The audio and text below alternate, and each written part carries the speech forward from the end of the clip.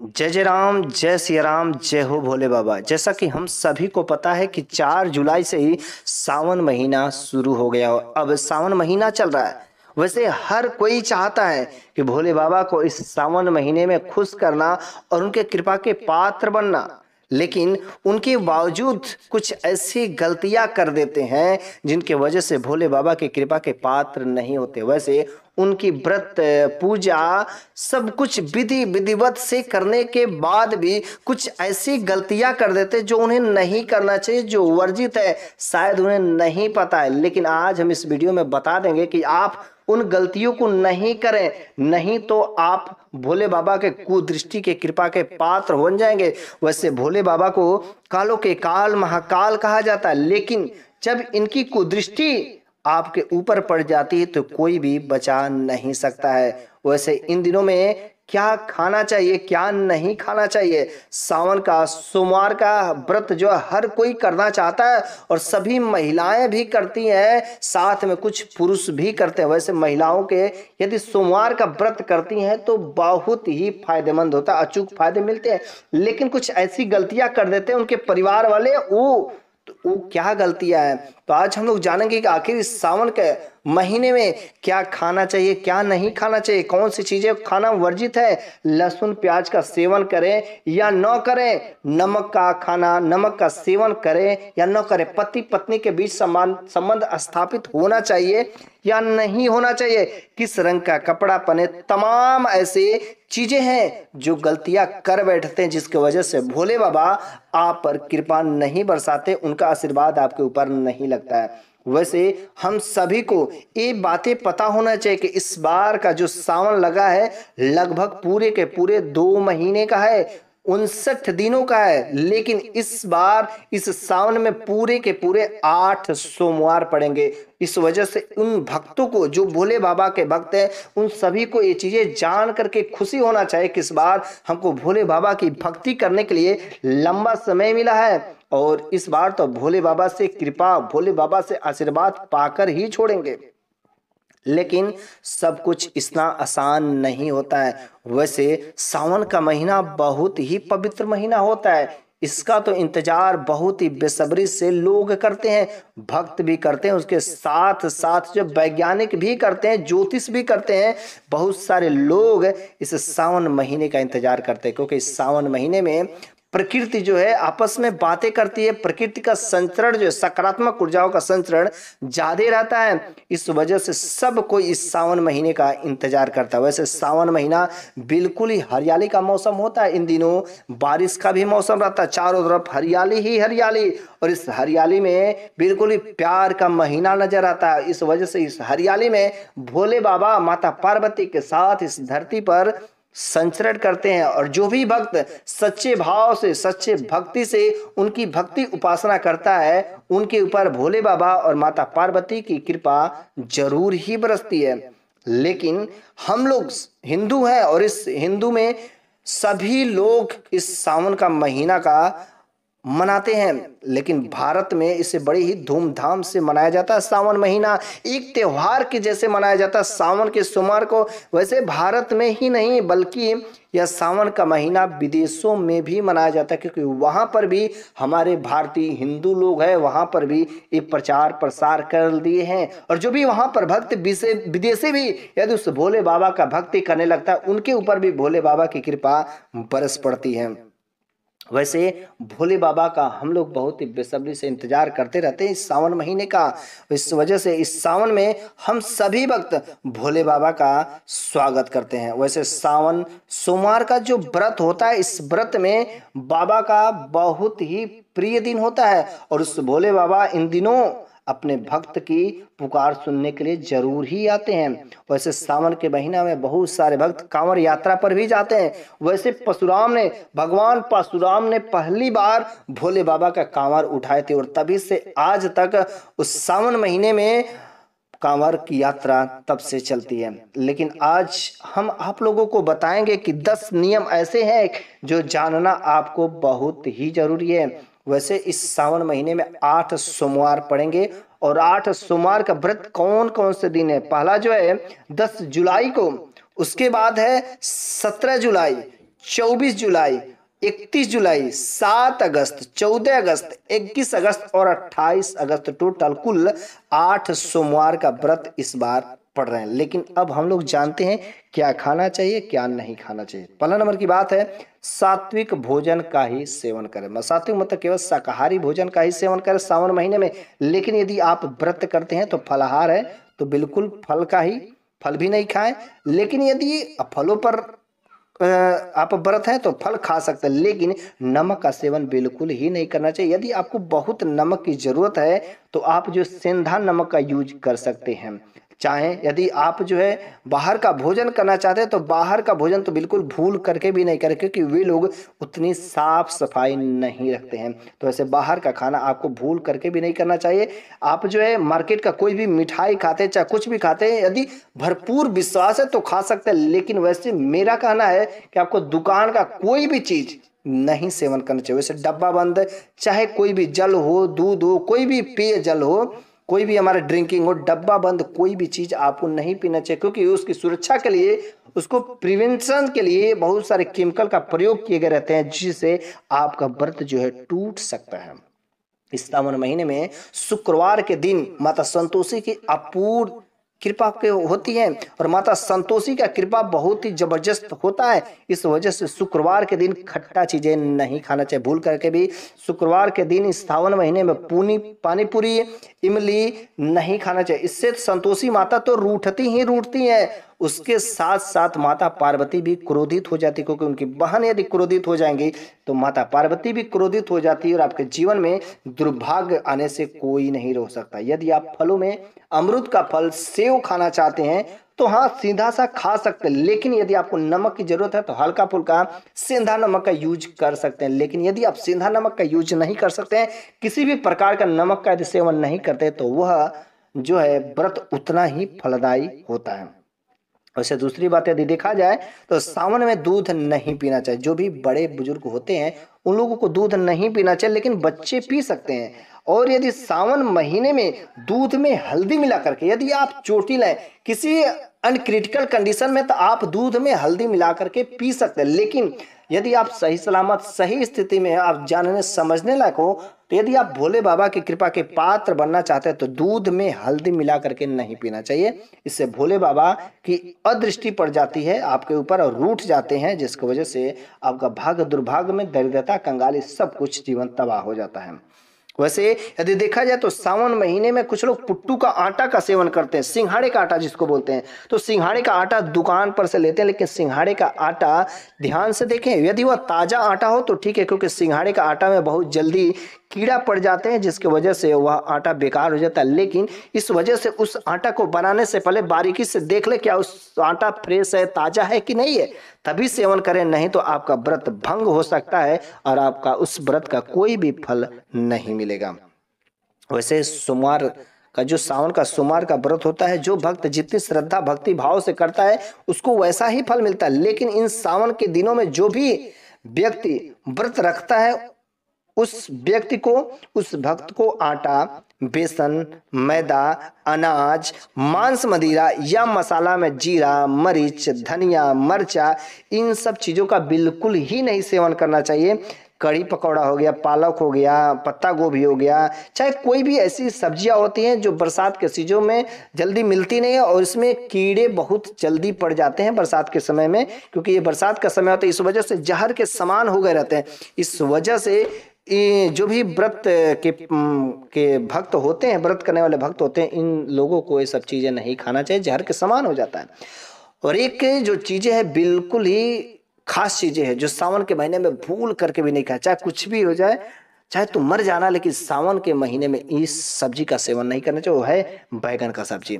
आपको भूल करके भी घर में बैगन नहीं लाना चाहिए। जो भी भक्त एकादशी द्वादशी का व्रत करते हैं, एकादशी द्वादशी में नहीं खाना चाहिए। वैसे ठीक सावन में भी बैगन की सब्जी का सेवन नहीं करना चाहिए, चाहे बैगन का सब्जी बनाए, चाहे बैगन का कलौजर बनाए, चाहे बैगन का किसी भी प्रकार का कोई भी भोजन आप सावन महीने में नहीं करें।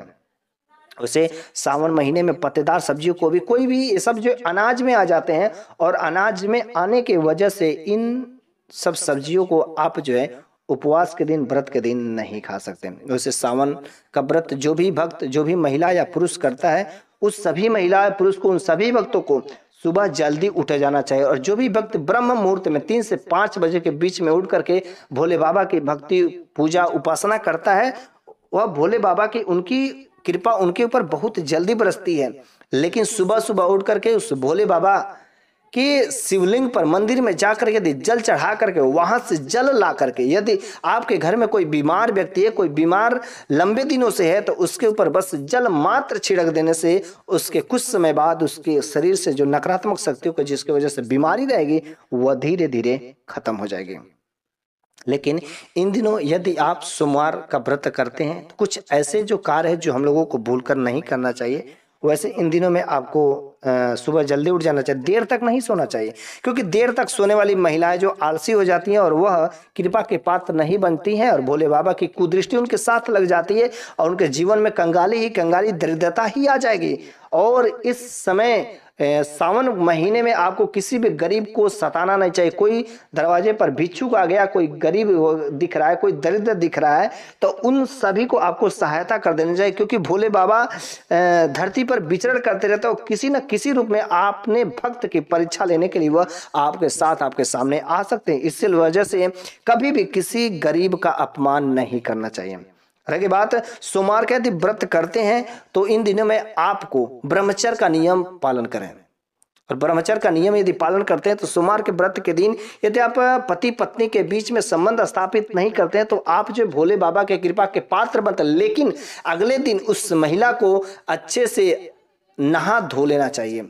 नहा धोने के बाद आप जो है कोई भी काम कर सकते हैं। लेकिन यदि आपने उसके 1 दिन 2 दिन पहले यदि संबंध स्थापित किया हो तो उससे पहले आप नहा धो करके अच्छे से फ्रेश हो जाए, बाल सब धो लेना चाहिए, ताकि अगले दिन सोमवार के दिन हर तरीके से आपको फ्रेश, ताजा, शुद्ध रहना चाहिए, आपका शरीर पवित्र रहना चाहिए, जिसके वजह से आप जो भोले बाबा के पात्र के भागीदार बन सकते हैं। वैसे इस व्रत के दिन पूरे परिवार को लहसुन प्याज नहीं खाना चाहिए। यदि आप सावन महीने में जो 7 दिन होते हैं सप्ताह में, तो सोमवार का दिन यदि आपके घर के परिवार में कोई भी व्रत करता है तो सभी परिवार को चाहिए कि लहसुन प्याज का सेवन नहीं करें। बाकी दिन कर सकते हैं तो कोई बात नहीं, लेकिन जो व्यक्ति व्रत करता है उन लोगों को चाहिए कि पूरा सावन महीने में लहसुन प्याज का सेवन नहीं करें। घर का जो पूजा का मंदिर होता है हम लोगों के घर में, तो उस मंदिर में खाली डब्बा माचिस की नहीं रखना चाहिए या माचिस नहीं रखना चाहिए। ऐसा जो है अब शगुन लगता है। हम सभी भक्तों को सावन महीने में अपशब्द का प्रयोग नहीं करना चाहिए, किसी के साथ गाली गलौज नहीं करना चाहिए, झगड़ा नहीं करना चाहिए, परिवार में मेल जोल रखना चाहिए, मीठा बोलना चाहिए। और रह की बात, सावन में बाल नाखून भी नहीं कटवाना चाहिए। बाल नाखून कटवाने से अशुभ प्रभाव पड़ते हैं। शरीर पर तेल नहीं लगाना चाहिए सावन महीने में। और माता पिता का सम्मान करना चाहिए, क्योंकि माता जो है माता पार्वती के समान होते हैं और पिता जो शिव के समान होते हैं। शिव को जगत पिता कहा जाता है। तो वैसे इस वजह से माता पिता के यदि आप सम्मान करते हैं तो शिव गुरु भी प्रसन्न होते हैं, भोले बाबा भी प्रसन्न होते हैं और आप जो है कृपा के पात्र बनते हैं। वैसे जिस भी भक्त के यदि कोई माता पिता नहीं है, अनाथ हो, तो आप जो है भोले बाबा को पिता मान सकते हैं और माता पार्वती को माता मानेंगे। यदि सच्चे दिल से यदि आप माता पिता उनको मानेंगे तो वह अपना बेटा समझ करके आपकी सभी मनोकामनाएं वह जरूर ही पूरा करते हैं। अब रह गई बात कि आखिर भोले बाबा को क्या चीजें चढ़ाना चाहिए, क्या चीजें नहीं चढ़ाना चाहिए, उनके शिवलिंग पर क्या चीजें चढ़ाना चाहिए। वैसे सभी लोग भांग, धतूरा और बेलपत्र ये सब चीजें चढ़ाना चाहिए। उनके साथ में कच्चा दूध भी चढ़ाना चाहिए। लेकिन क्या चीजें नहीं चढ़ाना चाहिए शिवलिंग पर? पहला जो है केतकी का फूल नहीं चढ़ाना चाहिए। दूसरा नंबर की बात है तुलसी भी नहीं चढ़ाना चाहिए, तुलसी का पत्ता, हल्दी भी नहीं चढ़ाना चाहिए, नारियल का पानी भी नहीं चढ़ाना चाहिए, और जो है शंख से पानी भी उस पर नहीं चढ़ाना चाहिए। और जो भी आप जल चढ़ाते हैं वह जल जो साफ होना चाहिए। आपको दूध में मिलाया हुआ पानी उस प्रकार के जल को भी नहीं चढ़ा। 2 ही बूंद दूध चढ़ाएं, लेकिन वह दूध जो शुद्ध होना चाहिए, प्योर होना चाहिए, उसमें पानी या कोई भी अन्य चीज नहीं मिलना चाहिए। और कच्चा दूध ही चढ़ाना, आपको उबला हुआ दूध नहीं चढ़ाना है। वैसे शाम को उस भोले बाबा के शिवलिंग पर जल कभी भी ना चढ़ाएं। वैसे जो शास्त्रों के अनुसार जो लिखा गया है कि काली मिर्च चढ़ाने से शिवलिंग पर अनेक प्रकार के रोगों का नाश हो जाता है और आपके घर में सुख समृद्धि वास करती है। हाँ, कुछ भक्त जो है सोमवार का व्रत करते हैं तो वह अपने घर में भोले बाबा का स्थापित कर लेते हैं, भोले बाबा का शिवलिंग स्थापित करते हैं। लेकिन भोले बाबा का शिवलिंग जो बहुत बड़ा अपने घर में नहीं स्थापित करना चाहिए, छोटी सा शिवलिंग स्थापित करना चाहिए जो लगभग अंगूठे के आकार का हो तो छोटा सा शिवलिंग स्थापित करें। लेकिन यदि आप अपने घरों में शिवलिंग का स्थापना करते हैं तो उस शिवलिंग पर जलधारा अवश्य ही होना चाहिए, क्योंकि यदि लगातार जलधारा नहीं रहेगा तो आपको इसका उल्टा प्रभाव दिखने पड़ जाएंगे। तो इसके लिए आप जो छोटी सी लुटिया लेकर के या छोटा सा घड़ा लेकर के आप उसमें पानी भर के एक एक बूंद उस शिवलिंग पर हमेशा पानी गिरना चाहिए, जलधारा का प्रवाह बना रहना चाहिए, टूटना नहीं चाहिए। यदि टूट जाता है तो इसके आप बहुत बड़े दोष के भागीदारी बन जाते हैं। अब जो भी बेलपत्र शिवलिंग पर चढ़ाते हैं वह जो है टूटा नहीं होना चाहिए, कहीं कटा फटा नहीं होना चाहिए। भोले बाबा को अक्षत चढ़ाया जाता है शिवलिंग पर तो वह अक्षत जो है अखंडित नहीं होना चाहिए, टूटा हुआ नहीं होना चाहिए। यदि आप बेल चढ़ाते हैं तो खड़ा बेल चढ़ाना चाहिए, टूट करके फोड़ करके नहीं बेल चढ़ाना चाहिए। कोई भी चीज अधूरा नहीं पूरा। और यदि बेलपत्र जो कुछ भी चढ़ाते हैं आप 3 पत्तों वाला हो और बिल्कुल उसमें फटा छिदा कहीं कुछ छिद्र नहीं। हाँ, बेलपत्र जो आप ला करके फ्रिज में रख सकते हैं और बेलपत्र जो लगभग 6 महीने तक जो है ऐसा शुद्ध माना जाता है, पवित्र होता है। 6 महीने तक आप उस बेलपत्र को भोले बाबा को अर्पित कर सकते हैं, क्योंकि वह बेलपत्र 6 महीने तक शुद्ध रहता है। लेकिन वह बेलपत्र जो सूखना नहीं चाहिए। तो यदि आप फ्रिज में रखते हैं कि या किसी अन्य व्यवस्था से रखते हैं जिसकी वजह से भोले बाबा का वह जो बेलपत्र शुद्ध रहता है तो आप उसे अर्पित कर सकते हैं। दूध में मिलाया हुआ पानी आपको शिवलिंग पर नहीं चढ़ाना है। हर एक बात है, शिवलिंग पर यदि आप पीतल के लोटे से यदि आप जल चढ़ाते हैं, दूध चढ़ाते हैं तो बहुत ही शुभ फलदायी होता है। इसी वजह से विवाह के समय पीतल के ही लोटे से सब काम किया जाता है, जल चढ़ाया जाता है, जो कुछ भी किया जाता है। इस सावन महीने में बहुत सारे भक्त जो है अपने घरों पर या मंदिर में रुद्राभिषेक कराते हैं भोले बाबा को प्रसन्न करने के लिए। तो वहां पर जो भी पंडित होता है, जो भी पुजारी होता है, रुद्राभिषेक करते समय जिस भी पात्र का यूज करता है वह पात्र जो है पीतल का ही होना चाहिए। किसी भी प्लास्टिक से बनी हुई चीज, किसी प्लास्टिक के गिलास से, इन सब चीजों का बिल्कुल ही वहां पर प्रयोग नहीं करना चाहिए। वैसे वहां पर भोले बाबा के शिवलिंग से जो पानी वहां से बहता है वह पानी पैरों में नहीं टच होना चाहिए। पैरों में टच हो जाने से भोले बाबा का अपमान होता है और उस जल को कभी भी लांघना भी नहीं चाहिए, क्योंकि मंदिर में जिस रास्ते से वह भोले बाबा के चढ़ाए पर शिवलिंग पर चढ़ाया हुआ जो रास्ते से पानी जाता है उस पानी को, उस जल को कभी भी लांघना भी नहीं चाहिए। अब हम आपको एक ऐसी चीज बताते हैं कि भोले बाबा का जो मंदिर पर जो शिवलिंग पर चढ़ाया जाता है बस आप उनको खा लीजिए। यदि आप उनके ऊपर चढ़ाए हुए भोग का ऐसा क्या चीज है कि आप उनको खा लीजिए, 100 का 100% आप जो चाहे आप वो कर सकते हैं और आपके ऊपर भोले बाबा की कृपा बरसने लगती है। पहला चीज हम लोग उसके साथ ये जान लेते हैं कि भोले बाबा के ऊपर कभी भी आपको नाशपाती नहीं चढ़ा। नाशपाती मतलब नाश करने वाला फल है, इस वजह से नाशपाती ना सेवन करें और ना तो नाशपाती चढ़ाएं। लेकिन अब रह गई बात आखिर उनके ऊपर क्या चढ़ाए हुआ ऐसा प्रसाद होता है जिनको हम लोगों को खाना चाहिए। पहला नंबर की बात है, उनके शिवलिंग पर सभी भक्त भांग, धतूरा, बेलपत्र, खड़ा बेल ये सब चीजें चढ़ाते हैं। तो आप जो है यदि धतूरा का ले करके उसमें से थोड़ा सा बस अपने जीभ पर मात्र स्पर्श करा देने से आप जो उस प्रसाद के ग्रहण कर लेते हैं, ज्यादा खाएंगे तब तो आपको नशा लग जाएगा, कुछ भयंकर परिणाम भुगतने पड़ सकते हैं। लेकिन आपको बस हल्का सा जीभ पर टच करके आपको हटा देना है। इससे आप क्या होता है कि आप उस भगवान को प्रसाद को आपने अपना अपमान नहीं किया, फेंका नहीं है। आप जो है बेल फल जो चढ़ा रहता है, जो भी बेल फल चढ़ा रहता है, बेल का फल उसको प्रसाद के रूप में आप जो हल्का सा फोड़ करके अपने जीभ पर जरूर रख लेना चाहिए। इससे जो माता पार्वती खुश हो जाती है, प्रसन्न हो जाती है। और माता पार्वती जब प्रसन्न होंगे तो उनके साथ में भोले बाबा भी प्रसन्न होंगे और जब भोले बाबा प्रसन्न होंगे तो दोनों लोगों की कृपा आपके साथ बरसेगी और आपके जीवन में धन्य धान अमीर बनने से आपको सुख समृद्धि, पति की उम्र, संतान प्राप्ति, नौकरी, व्यापार, हर प्रकार से चारों तरफ से आपका शुभ ही शुभ परिणाम दिखाई देने लगते हैं। यदि मेरा द्वारा दी गई भी ज्ञान यदि आपको अच्छी लगी हो तो कम से कम कमेंट बॉक्स में ओम नमः शिवाय जरूर लिखें। और जय जय राम, जय सिया राम, जय हो भोले बाबा।